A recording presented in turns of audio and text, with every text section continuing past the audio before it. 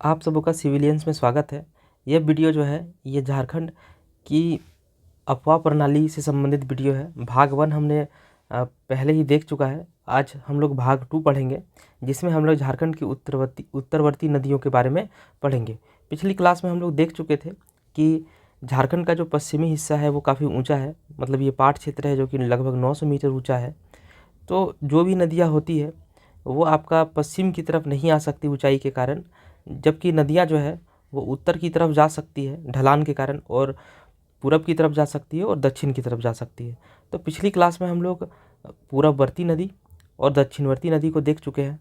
आज जो हमारा क्लास होगा वो सिर्फ और सिर्फ उत्तरवर्ती नदियों पर ही फोकस होगा हमारा। नदियों से संबंधित अगर एग्ज़ाम में कोई क्वेश्चन पूछा जाता है तो उसके उद्गम, मुहाना, लंबाई, उससे संबंधित कोई विशेषता अगर हो उस नदी की तो उससे क्वेश्चन पूछी जाती है। साथ ही साथ 7th JPSC में एक क्वेश्चन आपका पूछ लिया गया था कि कन्हर नदी के संबंध में। तो इस कन्हर नदी का जो उद्गम स्थल है वो जसपुर छत्तीसगढ़ के पास का क्षेत्र है, और ये जब गढ़वा जिला में प्रवेश करती है तो भंडरिया प्रखंड से होकर के झारखंड में प्रवेश करती है। तो यही क्वेश्चन 7th JPSC में आपका पूछ लिया गया था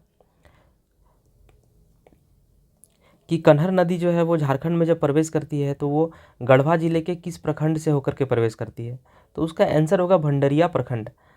अब ये क्वेश्चन तो बहुत ही बारीकी से पूछ लिया गया, तो क्या हम लोग सभी नदियों के किस प्रखंड में प्रवेश करता है, या फिर कि इस जिला से उस जिला में जाता है तो किस प्रखंड से छू करके निकलती है वो नदी, तो क्या सभी के याद करेंगे? तो ऐसा बिल्कुल भी नहीं है कि आप सभी के लिए प्रखंड वाइज नदियों को याद करना चालू कर दें। ऐसे में जो सिलेबस है वो बहुत ज़्यादा ही बढ़ जाएगा और आपको फ़ायदा भी नहीं मिलने वाला है कोई खास इससे। तो यहाँ पे जैसे कन्हर नदी का पूछा, तो कन्हर नदी चलिए आपका बाहर से झारखंड में प्रवेश करने वाली नदी है। इसी तरह से अगर और भी नदी है जैसे सोन नदी, वो भी दूसरे राज्य से झारखंड में प्रवेश करती है, तो हम लोग सिर्फ सोन नदी के लिए प्रखंड याद करेंगे, ना कि सभी नदियों के लिए। तो चलिए हम लोग इसको शुरू करते हैं, एक एक करके सभी नदियों को ख़त्म करते हैं।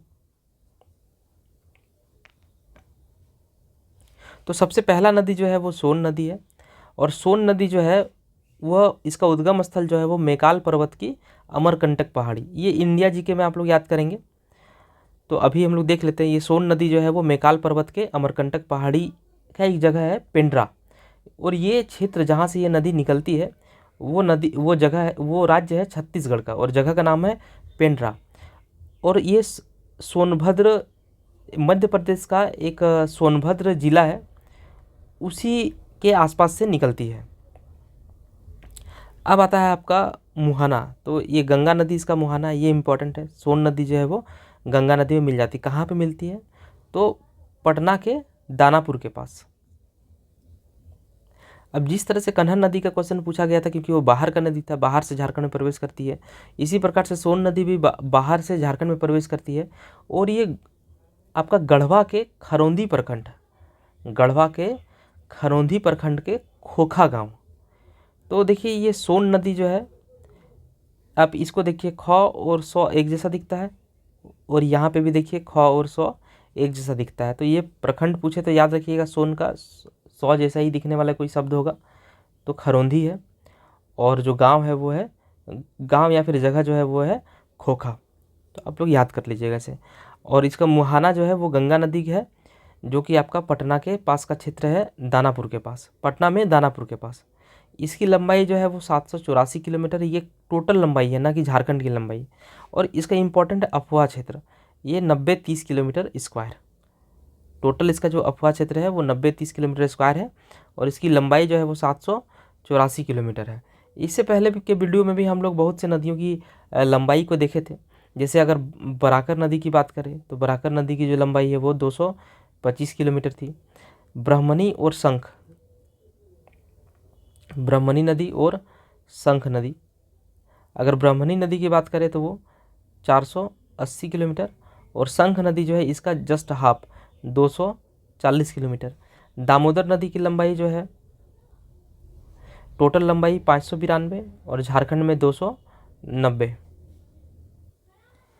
दक्षिणी कोयल और आपका स्वर्ण रेखा, इन दोनों ही नदियों का जो उद्गम स्थल है वो आपका रांची का नगड़ी क्षेत्र है और दोनों की जो लंबाई है 470 किलोमीटर करके है।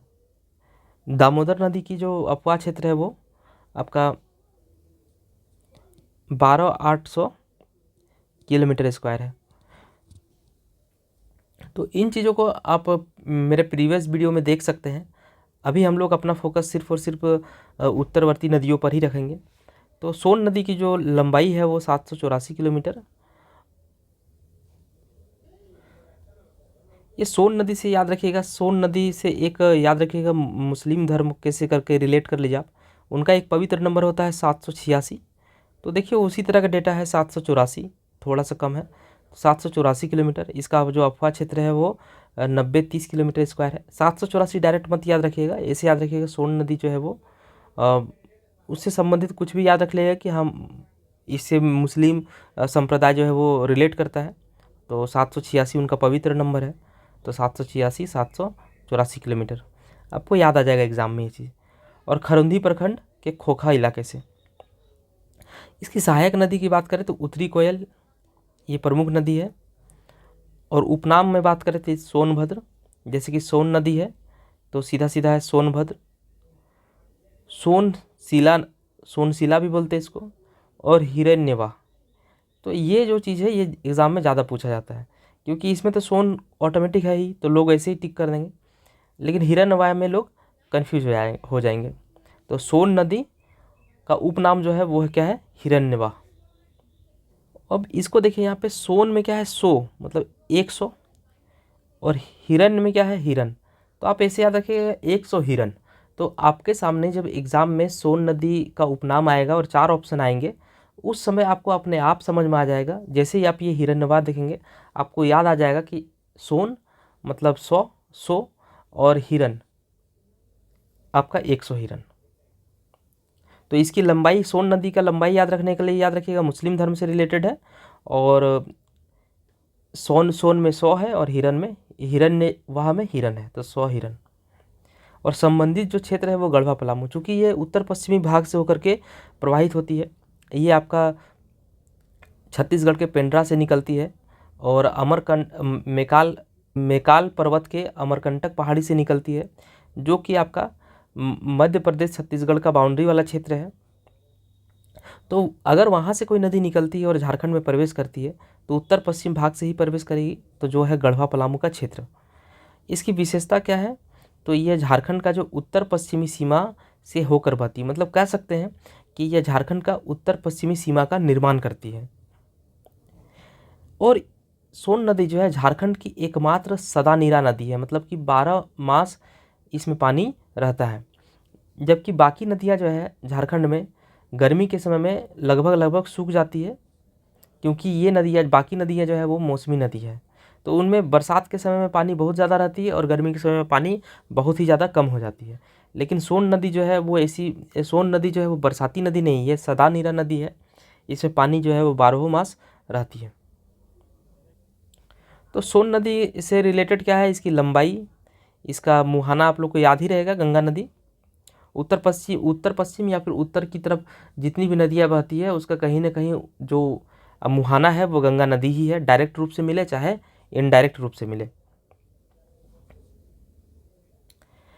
ऐसा इसलिए है क्योंकि ये जो है ये गंगा नदी है, ये प्रवाहित होती है बिहार के क्षेत्र में और फिर झारखंड के साहेबगंज क्षेत्र को छूते हुए बंगाल की खाड़ी में गिरती है।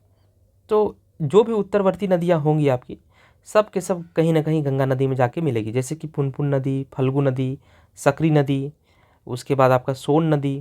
तो ये सभी आपका गंगा नदी में समाहित होकर के बंगाल की खाड़ी में जाकर के गिर जाती है। 784 किलोमीटर लंबाई और 90-30 किलोमीटर स्क्वायर जो है उसकी अफवाह क्षेत्र है। दामोदर की अफवाह क्षेत्र की बात करें तो 12,800 किलोमीटर स्क्वायर दामोदर की अफवाह क्षेत्र है। सहायक नदी में उत्तर कोयल नदी है। उत्तर कोयल नदी को हम लोग अलग से भी पढ़ेंगे। और उपनाम में जैसे सोन नदी और सोनभद्र और सोनभद्र शिला, ये तो एक ही है, सोन दिख ही रहा है। हिरण्यवाई, इसको याद रखिएगा, 100 हिरन। संबंधित क्षेत्र उत्तर पश्चिमी का है। चूँकि ये नदी उत्तर पश्चिम का सीमा बनाती है और उत्तर पश्चिम में जो भाग है वो है गढ़वा पलामू। और झारखंड में जब ये नदी प्रवेश करती है तो गढ़वा जिला के सोन नदी तो सौ जैसा दिखता है खौ, तो खरोंधी और खोखा। अब हम लोग पढ़ेंगे उत्तरी कोयल, जो कि सहायक नदी है आपकी सोन नदी का। इसका उद्गम स्थल जो है वो कुटवा गांव है, जो कि गुमला जिले में पड़ता है। और चूँकि उत्तरी कोयल का जो सोन नदी का सहायक नदी है उत्तरी कोयल, मतलब उत्तरी कोयल जो है सोन नदी में गिरती है, तो सोन नदी जो है उत्तरी कोयल का मुहाना होगा। जबकि सोन नदी का मुहाना कौन है? गंगा नदी, दानापुर के पास, मतलब बिहार, पटना। इसकी जो कुल लंबाई है वो है 260 किलोमीटर, 250 किलोमीटर और 240 किलोमीटर, ये भी हम लोग देखे थे। 240 किलोमीटर जो है वो आपका शंख नदी का है, और इससे ज़्यादा, इसका दोगुना 480 किलोमीटर जो है वो आपका ब्रह्मणी नदी का है, और 250 किलोमीटर जो है वो आपका मयूराक्षी नदी का है। मयूराक्षी नदी जो है झारखंड की एकमात्र नौगम्य नदी है, जिसमें मतलब नाव चल सकता है। यहाँ पे पठारी क्षेत्र होने के कारण किसी भी नदी में नाव चलना बहुत मुश्किल है, सिर्फ मयूराक्षी नदी ही है जिसमें नाव चलती है। अगर बात करें यहाँ पे इसकी सहायक नदी, तो ओरगा, अमानत और बूढ़ा नदी। औरंगा, अमानत, बूढ़ा, औरंगा, अमानत, बूढ़ा, ये 3 नदियाँ जो है वो आपका उत्तरी कोयल का सहायक नदी है।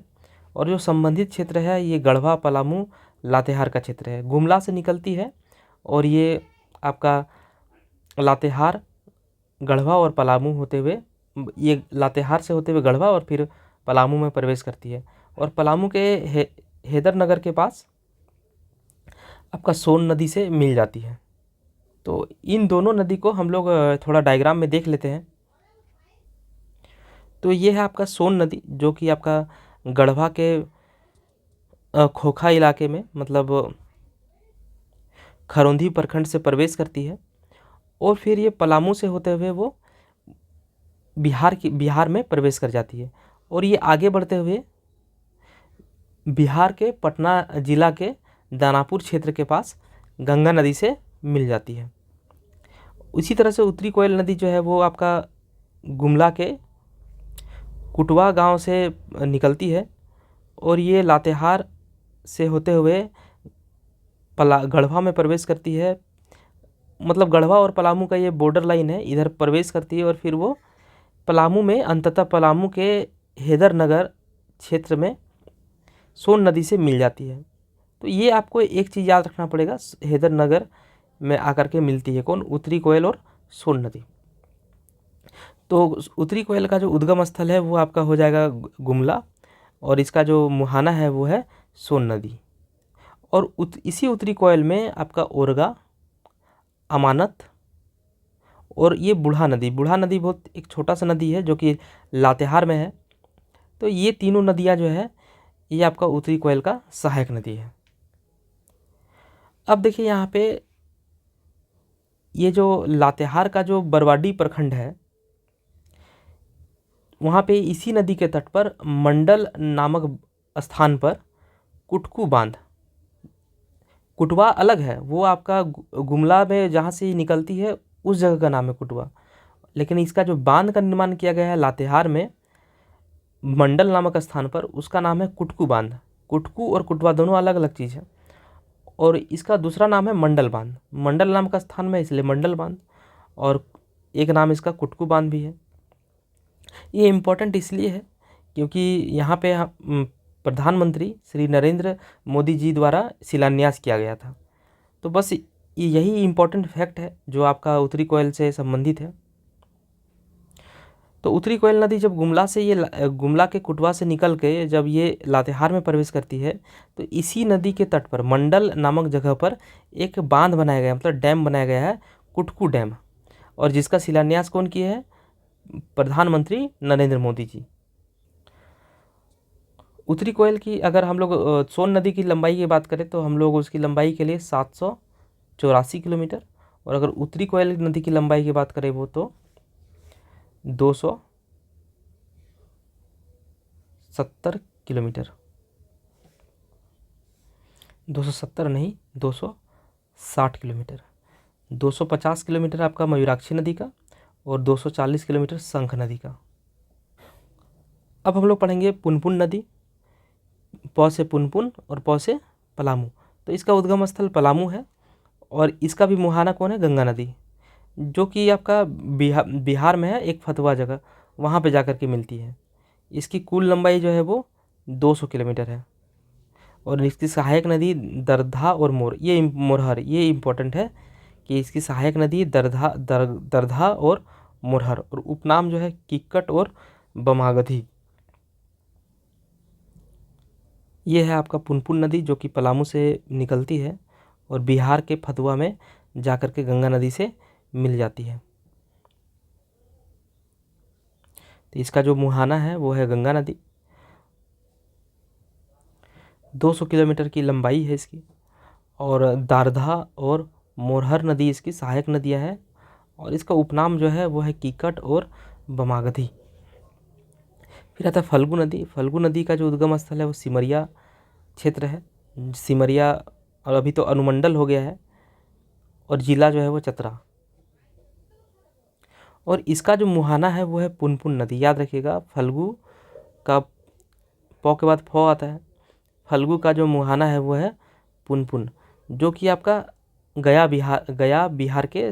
बिहार राज्य के गया जिले में आपका फल्गु जो है वो पुनपुन नदी से जाकर के मिल जाती है। मतलब फल्गु का जो मुहाना है वो है पुनपुन नदी।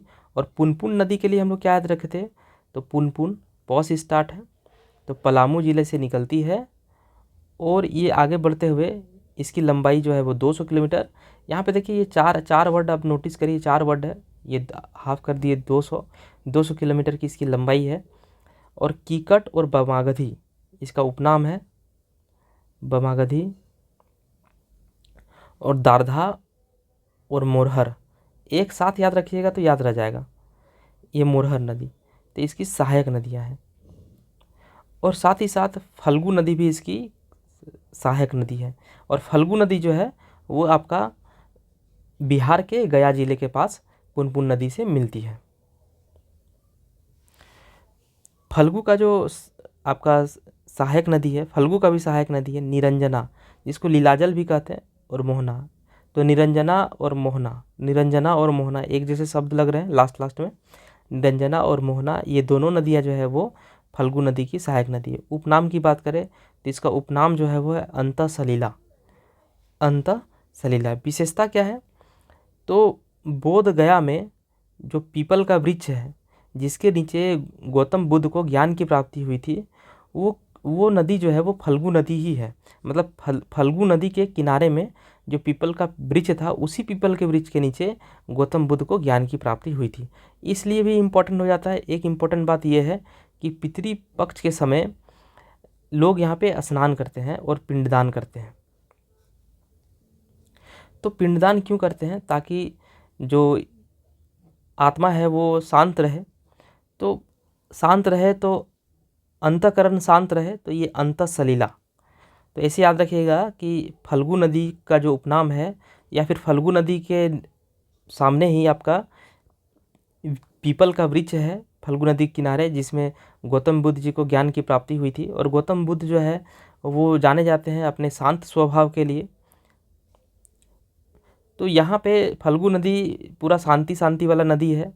तो उसी प्रकार से अंतःसलिला, अंतःकरण शांत हो जाता है। और पिंडदान भी हम लोग इसीलिए करते हैं ताकि जो हमारे पूर्वजों की जो आत्मा है वो शांत रहे।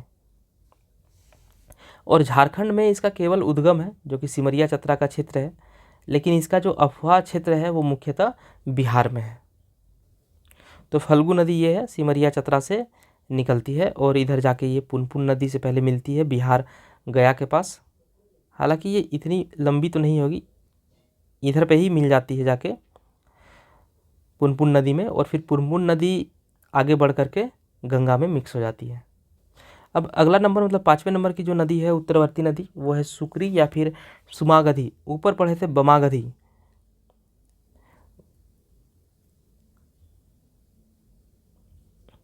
और साथ में था आपका कीकट। तो ये आपका पुनपुन नदी का नाम है। पुनपुन में भी 4 और आपका बमागधी में भी 4 लेटर। सुमागधी से ये अलग है, सकरी और सुमागधी, 100 से सकरी और 100 से सुमागधी। सकरी नदी जो है वो हजारीबाग के पठार के गिरिडीह जिले से निकलती है। तो देखिए आप लोग को पहले ही बता चुके हैं कि कौन सा हजारीबाग का पठार है और कौन सा रांची का पठार है। तो जैसे गुमला से अगर कोई नदी निकलती है और क्वेश्चन में गुमला ना दे करके रांची का पठार दिया हो तो वो भी आंसर होगा।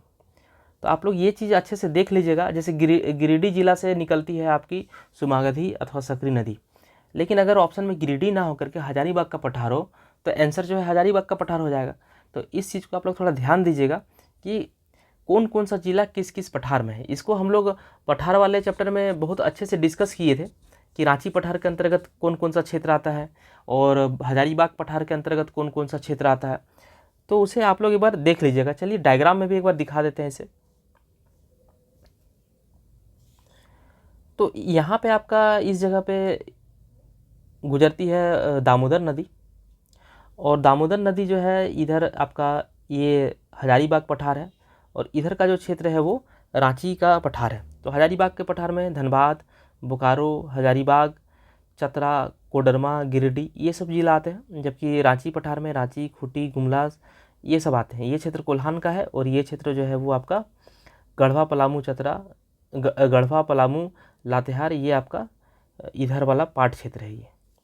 तो आप समझ लीजिए कि अगर कौन सा आंसर हजारीबाग का पठार देना है और किसका आंसर आपको रांची का पठार देना है।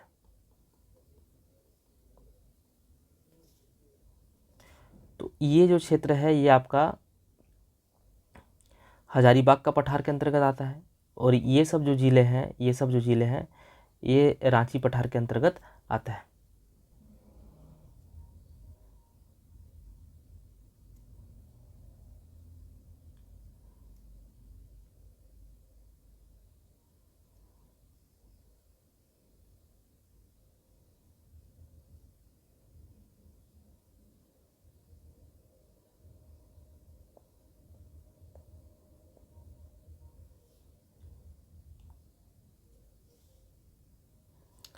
तो ये आपका गिरिडीह जिला से निकलती है सकरी अथवा सुमागधी नदी, और इसका जो मुहाना है वो है गंगा नदी। तो गंगा नदी में ये प्रवेश करने के लिए ये कोडरमा से होते हुए बिहार में प्रवेश करती है, फिर गंगा नदी में मिलती है। इसे आप चित्र में इसे आप लोग डायग्राम में देख सकते हैं। जैसे अगर ये गिरिडीह से निकलेगी तो कोडरमा को तो पार करना ही पड़ेगा हर हाल में।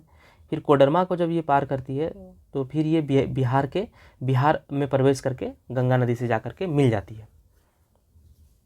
तो ये है हमारा सकरी नदी या फिर सुमागधी नदी। और इसकी जो सहायक नदियाँ हैं वो किऊल, मोरहर और चानन, और इसका उपनाम जो है वो है सुमागधी, कीकट या फिर सुमागधी। और इस मार्ग की इस नदी की क्या विशेषता है? मार्ग बदलने हेतु।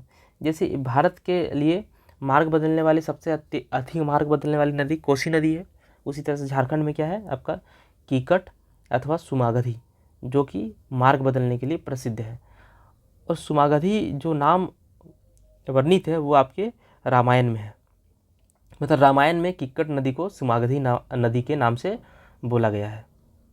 फिर आता है आपको चानन। चानन का उपनाम है पंचाने या फिर पंचानन। तो ये लगभग एक ही जैसा नन जैसा ही लग रहा है। तो चानन, पंचाने और पंचानन एक ही नदी है।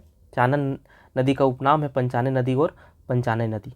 तो ये उत्तरी छोटा नागपुर के पठारी भागों उत्तरी छोटा नागपुर के पठारी भागों मतलब जैसे कोडरमा, गिरिडीह से निकलने वाली 5 धाराओं का ये संगम है। तो 5 धारा का नाम है तिलैया, धनराजे, खुरी, पेमार और महाने। आपको ये 5 धारा का नाम याद नहीं रखना है। तो बस इन्हीं 5 धारा, ये 5 धाराएं जो है 5 अलग अलग क्षेत्र से निकलती है। कहाँ के क्षेत्र से? तो उत्तरी छोटा नागपुर के पठारी भागों के कोडरमा और गिरिडीह जिले के अलग अलग क्षेत्रों से निकलती है, और 5 धाराएं आती है। और ये 5 धारा का संगम होने के बाद जो नदी बनती है उसका नाम है चानन, जो कि 5 धाराओं से निर्मित है, इसलिए पंचाने भी बोला गया है इसको, या फिर पंचानन भी बोला गया है। इसका मुहाना कहाँ है? तो बिहार में है, और सकरी नदी पर। और सकरी नदी का आपका मुहाना जो है वो गंगा नदी है। तो इसको ऐसे याद रखिएगा कि 5 नदियाँ ऐसे करके आई, 1 2 3 4 5, एक नदी बन गया। तो जब एक नदी बनता है तो ये क्या हो गया? ये पतला हो गया, तो आप याद रखिएगा संकरी। पतला नहीं हुआ, हालांकि सभी पानी जो है वो आ गया, लेकिन डायग्राम में देखिए ये बड़ा भाग आ जाता है और ये छोटा संकरी हो गया, सकरी हो गया, तो इसलिए इसका जो मुहाना है वो क्या मान लीजिए आप लोग, सकरी नदी। फिर आता है बूढ़ा नदी। बूढ़ा नदी सहायक नदी है आपका उत्तरी कोयल का। आपको एक चीज़ याद करा दे कि पंचानन पंचाने ये सब नदी का आपको लंबाई याद रखने की आवश्यकता नहीं है। बूढ़ा नदी जो कि उत्तरी कोयल नदी का सहायक नदी है, और ये इसका उद्गम जो हुआ है महुआ डांड लातेहार में। मुहाना जो है उत्तरी कोयल है। विशेषता जो है, बूढ़ा नदी पर झारखंड का सबसे ऊंचा जलप्रपात जो कि बूढ़ाघाट जलप्रपात है, उसकी जो ऊंचाई है वो 143 मीटर है और 469 फीट, मतलब 143 मीटर और 469 फीट। अब बात करते हैं हम लोग औरंगा नदी की। औरंगा नदी का उद्गम स्थल जो है वो किसको क्षेत्र है, लोहरदगा का, और इसका भी मुहाना कहाँ है, उत्तरी कोयल। औरगा, अमानत और बूढ़ा, ये 3 नदियाँ जो है उत्तर कोयल की सहायक नदी थी। औरंगा, अमानत और बूढ़ा नदी, ये तीनों नदी उत्तरी कोयल का सहायक नदी है। और उत्तरी कोयल की जो लंबाई है वो है आपका 260 किलोमीटर की लंबाई है। और इसकी सहायक नदियाँ आपको याद नहीं रखनी है औरंगा नदी की। घाघरी, गोवा, नाला, धधारी और सुकरी नहीं याद रखना आपको। इसकी विशेषता क्या है, तो इस औरंगा नदी के तट पर ही पलामू किला अवस्थित है, जो कि ये पलामू किला आपका कौन सा अभी के समय में कौन से ज़िला में आता है, तो ये है आपका लातेहार ज़िला में। नाम से कंफ्यूज मत होइएगा कि पलामू किला जो है पलामू में होगा, आंसर जो होगा लातेहार होगा। ऐसा इसलिए है क्योंकि लातेहार जो है वो आपका 2001 में 4 अप्रैल 2001 में आपका पलामू को काट करके लातेहार ज़िला बनाया गया था, मतलब पलामू के कुछ हिस्से को काट कर लातेहार ज़िला बनाया गया था। तो उस समय ये पूरा क्षेत्र जो है वो लातेहार पलामू हुआ करता था। तो यहाँ पे जो किला था औरंगा नदी किनारे, उसका नाम था पलामू किला। उस समय के लिए कोई कन्फ्यूजन वाली बात नहीं थी, लेकिन जब लातेहार का विभाजन हुआ पलामू से 2001 में, उस समय यह किला जो है वो लातेहार के क्षेत्र में आ गया। तो नाम तो वही रहा पलामू किला, लेकिन क्षेत्र जो है वो बदल गया, लातेहार हो गया अब। तो झारखंड निर्माण के बाद, मतलब कि 15 नवंबर 2000 के बाद 6 ज़िले बने हैं, उनका डेट और उनका नाम कैसे याद रखेंगे, इसको हमने शॉर्ट्स में बताया है। आप लोग 1 मिनट का शॉर्ट्स उसे जाके ज़रूर देख लीजिए, आपको 6 ज़िले का निर्माण दिवस और आपका सीक्वेंस याद हो जाएगा। तो यही है औरंगा नदी जो ख़त्म हो गया। अब है अमानत नदी, जो कि उत्तरी कोयल का सहायक नदी है, मतलब इसका जो मुहाना होगा वो उत्तरी कोयल में होगा। कौन सा क्षेत्र, मेदिनीनगर में, मतलब डाल्टनगंज का क्षेत्र। और अमानत नदी का जो उद्गम स्थल है वो है चतरा। तो चतरा से 2 नदी निकलती है, एक फल्गु और एक आपका अमानत। ये 2 नदियाँ जो है वो चतरा से निकलती है। इसकी सहायक नदियाँ हैं जिंजोई, चाको, माइला, पीरी, सपनी, बिल्कुल भी याद नहीं करना है। अब नदी बहुत सारे नदी है। अब ये सिमरिया जाने के रास्ते, मतलब वहाँ पे ही मेरा पोस्टिंग है, सिमरिया अनुमंडल में। तो चतरा से जब सिमरिया जाते हैं तो बीच में एक देल्हो नदी पड़ता है, तो आप क्या करिएगा, उस देल्हो नदी को भी पढ़िएगा। तो ऐसे ऐसे बहुत नदी है, और सबकी लंबाई और सबके बारे में पढ़ने की बिल्कुल भी आवश्यकता नहीं है। 20-22 जो इम्पोर्टेंट नदियां हैं वही आपका एग्ज़ाम में बार बार रिपीट होता है, और उतना ही पढ़ना है। आपको यहाँ पे रिसर्च और पीएचडी बिल्कुल भी नहीं करनी है। ऐसा नहीं है, नदी के बारे में जब भी हम लोग पढ़ाई करते हैं तो हमारे मन में बहुत सारा बात चलता है कि ये कौन से प्रखंड में गया, कौन से क्षेत्र में गया है। तो आपको नदी के किनारे किनारे बाइक लेकर दौड़ने की आवश्यकता नहीं है। आप बस इतना याद रखिए कहाँ से ये निकला है और कहाँ पे जाके गिरा है, क्या इम्पोर्टेंट इसकी बातें हैं, और साथ ही साथ इसका उपनाम क्या है। इससे ज़्यादा कुछ भी मत याद करिए। अगर एग्जामिनर आपको फंसाना चाहेगा तो वो आपको नदी में फंसा ही देगा। जैसे कि 7 JPSC में कन्हर नदी से संबंधित जो क्वेश्चन आ गया था प्रखंड वाला, तो इसका जवाब अब कौन देगा। अब क्या हम लोग सभी नदियों का ये पढ़ने लगे कि किस प्रखंड से होकर के गुजरती है, फिर मन में कन्फ्यूजन रहेगा कि प्रखंड पढ़ लेने के बाद कि किस पंचायत से होकर के गुजरती है। तो ये सब सिली मिस्टेक्स बिल्कुल भी मत करिए। नदी के बारे में जितना एग्ज़ाम में पूछा जाता है सिर्फ और सिर्फ आप लोग उतना ही पढ़िए। अब जैसे कि एक क्वेश्चन थोड़ा सा नदी में टिपिकल बनाया कि गढ़वा जिला का प्रखंड पूछ दिया, तो ऐसा नहीं कि सभी नदियों का आप प्रखंड पढ़ने लगे। तो जो नदी बाहर से आती है, देखिए कन्हर नदी जो है वो बाहर से झारखंड में प्रवेश करती है, तो उसी तरह से सोन नदी जो है वो बाहर से झारखंड में प्रवेश करती है। तो आप लोग सिर्फ सोन नदी का प्रखंड पढ़िए, बाकी का पढ़ने की आवश्यकता बिल्कुल भी नहीं है। तो उम्मीद करते हैं आप लोग समझ गए होंगे जो हम बोले अभी। अब ये इतनी सहायक नदियाँ हैं, अब इसके अलावा भी और भी छोटी छोटी नदियाँ हो सकती है इस नदी में मिले, तो नहीं याद रखना है आपको कुल मिला के ये सब। विशेषता क्या है इसकी, तो ये आपका चतरा में लवालोंग प्रखंड है, तो उस लवालोंग प्रखंड के आपका एक वन्य जीव अभयारण्य है, उसके दक्षिणी सीमा बनाती है। मतलब लवालोंग प्रखंड में लवालोंग वन्य जीव अभयारण्य कहाँ है, चतरा में है। तो इसको कैसे याद रखें, देखिए लावा हमारे लिए क्या होता है, खतरा, खतरा से क्या बनेगा, चतरा। तो लवालोंग वन्य जीव अभयारण्य जो है वो चतरा में है, और इस लवालोंग वन्य जीव अभयारण्य का दक्षिणी सीमा का निर्माण जो है वो आपका अमानत नदी करती है। फिर आता है कन्हर नदी, जो कि खुदिया पठार जसपुर छत्तीसगढ़ से निकलती है, और इसका मुहाना कहाँ है, सोन नदी।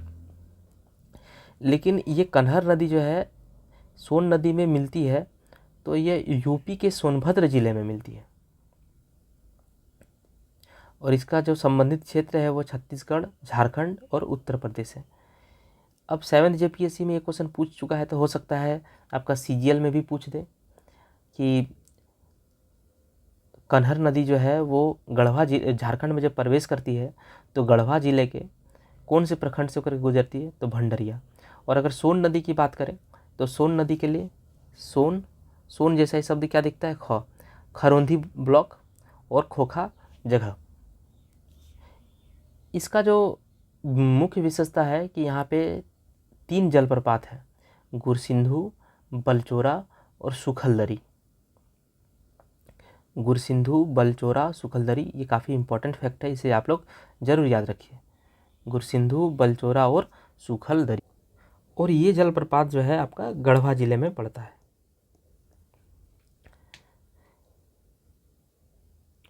अब यहाँ पे है कन्हर से आप समझिए कान्हा भगवान, मतलब कृष्ण जी। अब वो बचपन में क्या करते थे, माखन चुराते थे, लेकिन अभी जो है वो माखन नहीं, अब वो गुड़ चुराते हैं और दरी, बैठने वाला दरी होता है ना, वो, ये दोनों चुराते हैं, और यहाँ पे है चोरा। तो बस याद रख लीजिए इसको। अब एक आपका जलाशय परियोजना है, कन्हर जलाशय परियोजना, जो कि कन्हर नदी में ही हो बनेगा, ये प्रस्तावित है। इसमें आपका झारखंड गवर्नमेंट और छत्तीसगढ़ गवर्नमेंट का संयुक्त रूप से प्रस्ताव आया हुआ है, जो कि गढ़वा जिले के बनारडी गांव में है।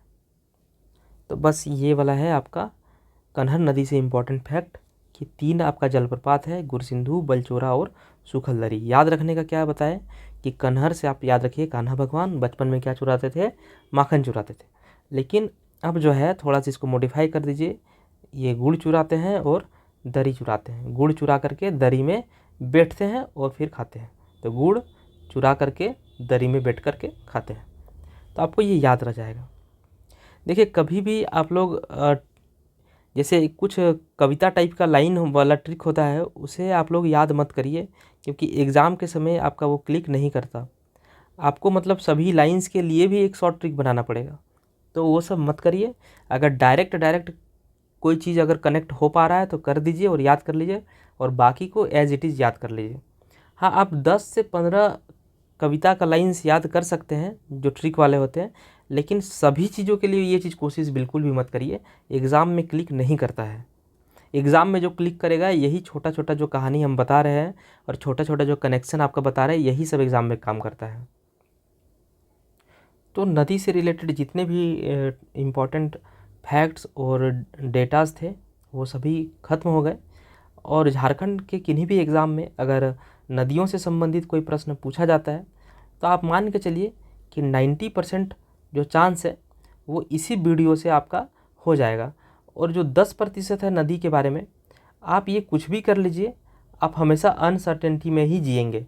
तो इस 10% के पीछे बिल्कुल भी मत भागिए, आप 90% फैक्ट्स को बढ़िया से कर लीजिए। मतलब इस वीडियो में जितने भी फैक्ट्स और जितने भी डेटाज है बस आप इतना कर लीजिए। और अगर नदी से किसी परीक्षा में अगर 10 क्वेश्चन आते हैं तो आप पक्का 9 क्वेश्चन कर ले जाइएगा और एक क्वेश्चन जो आप नहीं बना पाइएगा।